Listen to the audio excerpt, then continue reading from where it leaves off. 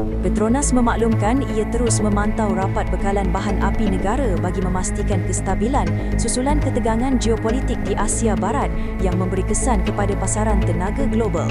Dalam kenyataan media bertarikh 30 Mac, syarikat minyak nasional itu menjelaskan bahawa walaupun Malaysia merupakan negara pengeluar minyak, negara masih terdedah kepada gangguan bekalan global, khususnya apabila hampir 40% keperluan minyak mentah negara melalui Selat Hormuz. Menurut Petronas, konflik yang sedang berlaku telah menyebabkan harga minyak mentah global meningkat hampir 40%, sekaligus menaikkan kos penghantaran, insurans dan logistik, faktor yang menjejaskan keselamatan bekalan bahan api negara.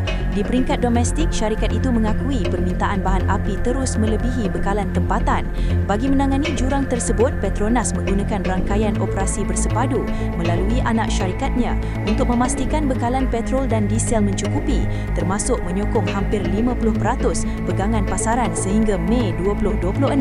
Dalam masa sama, Petronas turut menggesa orang ramai serta industri menggunakan tenaga secara lebih cekap dan mengelakkan pembelian panik yang boleh memburukkan lagi keadaan bekalan.